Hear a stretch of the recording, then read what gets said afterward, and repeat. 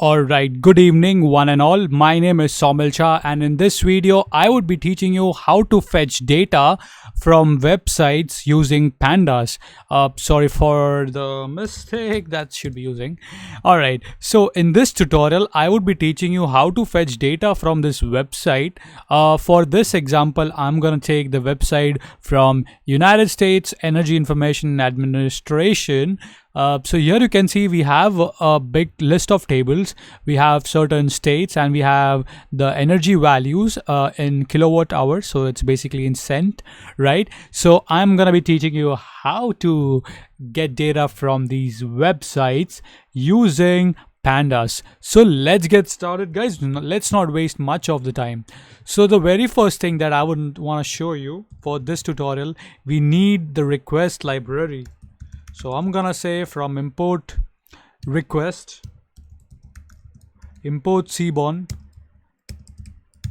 Alright, once that is done, you want to define your URL.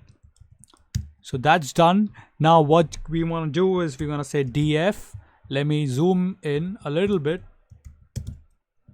pd dot read underscore html. So hopefully, let me just clear that off.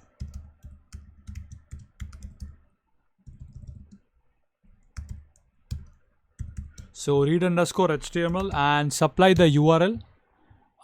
Sorry, I did not import pandas. That's the most important stuff. Alright, so make sure all of these modules are installed correctly. So once you run this, now look at the magic.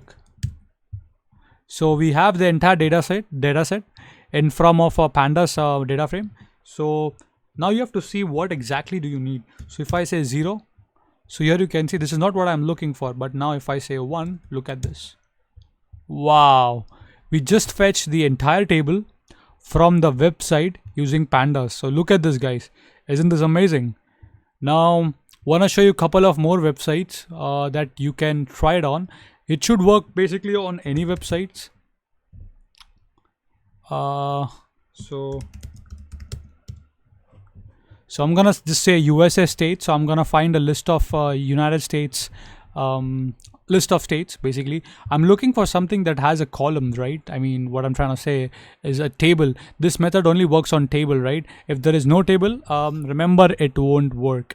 So this should work. Let's try out. So that worked, right? So let me go to the Jupyter notebook once again. All right, let me have some lines here. So that's the URL, right, guys?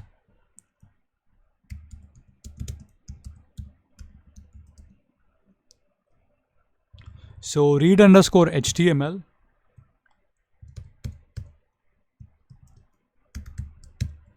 So now you can see that worked correctly. So if I print df1, now let's see where exactly the table is that I need. So let's see 0. By the way, I'm trying this for the first time. I did not try this, okay? And here you can see all the tables listed here, right here. So you have all the information from Wikipedia.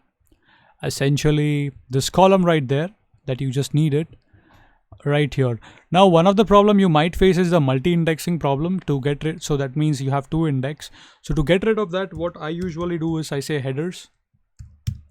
And now if you try to run this, so now you can see I have flattened out the data frame.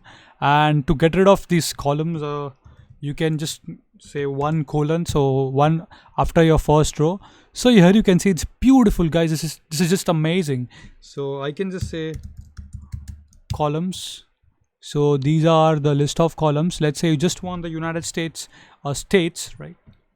So df1, the 0, give me all the rows and give me this column. Bang, guys, look at this.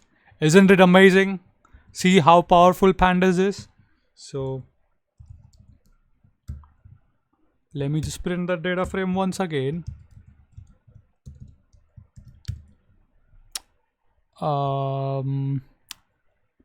That's weird. Oh yeah, of course. I mean df1. Alright, so in this tutorial, you have learned how to fetch data from any website using Pandas module, which is pretty powerful. You can do all sort of data analysis. You don't need to have CSV files. You can do it right there. Remember one thing, whenever you're doing this method, you will always face one problem I just showed you, that is multi-index problem. To get rid of that problem, always say header equals to 0. This will basically flatten out the table, and then you can filter out the first row. You can say bracket 1 colon, and then you can just use it as a normal pandas data frame. You can perform maximum, minimum, and a lot of stuff, have fun with it. So I hope you have enjoyed this video and learned something new. If so, do give a like, support my channel by sharing this video to the people whom you think it might be useful. As usual, thank you so very much for all your love, support on this channel. I'm really trying my best to get the best content for you guys. Currently, I'm also a student at the university. I have about 4 to 5 subjects. I'm working in a company, and I have to cook my own food. It's kind of hard. It's not that easy, so it's not possible for me to bring a new video every day. But every week, at least 2 or 3 videos, I promise I'll do that. I'll definitely spare time for that.